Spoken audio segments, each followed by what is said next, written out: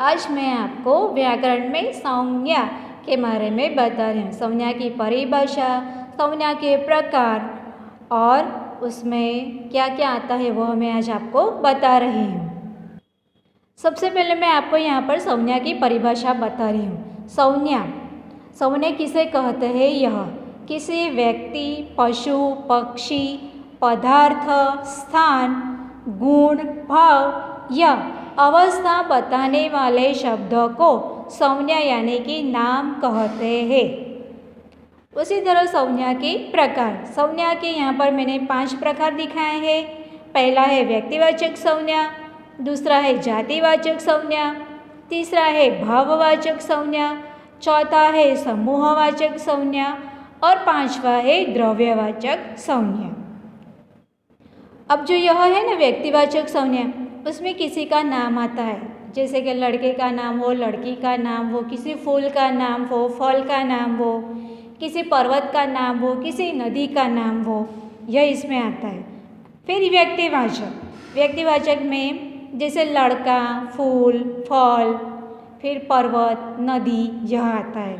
भाववाचक संज्ञा यानी कि यहाँ पर किसी की हम प्रशंसा करते हैं, किसी के गुण, यह दशा बताते हैं, यह आता है भाववाचक में। और समूहवाचक में यानी कि दल, ग्रुप, समूह, इसमें आता है। द्रव्यवाचक संज्ञा में जैसे पानी, पेट्रोल, डीजल, दूध, यह आता है। तो हम सबसे पहले व्यक्तिवाचक संज्ञा किसे कहते हैं यह समझेंगे। यह है व्यक्तिवाचक संज्ञा की परिभाषा।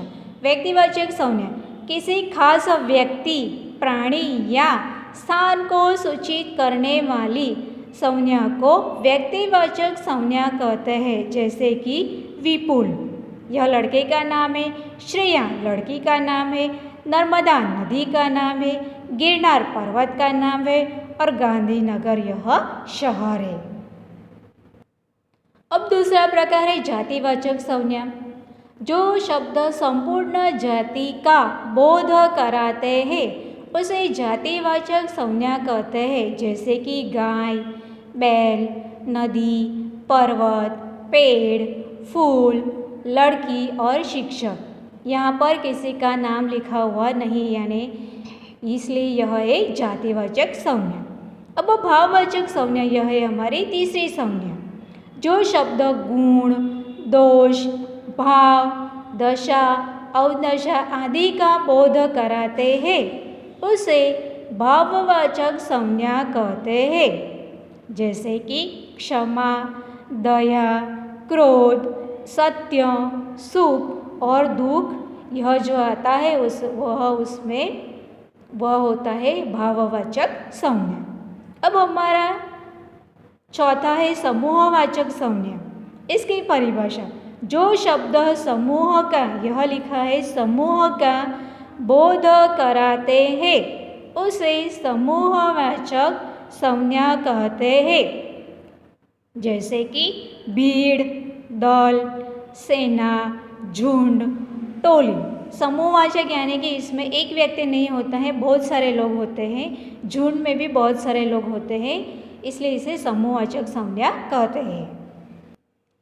अब हमारा पांचवी संज्ञा है द्रव्यवाचक संज्ञा। जो शब्द प्रायः खाने पीने की वस्तु, धातु, वस्त्राभूषण इत्यादि पदार्थों का बोध कराती है उसे द्रव्यवाचक संज्ञा कहते हैं। जैसे कि दूध, पानी, पेट्रोल, यह क्या है? प्रवाही पदार्थ। सोना और चांदी यह धातु है, ऊन, कपड़ा यह वस्त्र है और मोती, अंगूठी और हीरा यह धातु है। अब बच्चों में है यहाँ पर व्यक्तिवाचक संज्ञा और जातिवाचक संज्ञा में कौन आता है, इसके बारे में मैं यहाँ पर आपको बता रही हूँ। जैसे कि मोहन किसी का नाम है, किसका नाम है? तो लड़के का। फूल, तो फूल कहाँ आता है? जातिवाचक में। पर अगर किसी फूल का नाम गुलाब हो तो वह जातिवाचक में आता है। उसी तरह पर्वत है जातिवाचक, पर पर्वत का अगर नाम लिखा जाए जैसे कि हिमालय तो वह आता है व्यक्तिवाचक में। फिर है नदी, जातिवाचक में आती है। यहाँ पर नदी का नाम लिखा है नर्मदा, तो वह व्यक्तिवाचक में आएगी। फिर आम, यानी कि यह व्यक्तिवाचक है। आम क्या है? तो यह पेड़ भी है और फल भी है। ठीक है। फिर यहाँ पर केला लिखा है, तो यह केला क्या है? फल है, इसलिए यह फल है वह जातिवाचक में आएगा और केला जो है वह व्यक्तिवाचक में आएगा। फिर रेशमा, तो रेशमा क्या है? किसी लड़की का नाम है, इसलिए लड़की जातिवाचक में आएगी और रेशमा व्यक्तिवाचक में। अब बच्चों यहाँ पर मैंने बहुत सारे शब्द लिखे हुए हैं, उन शब्दों को व्यक्तिवाचक, जातिवाचक और भाववाचक संज्ञा में यहाँ पर आपको वर्गीकरण करना है।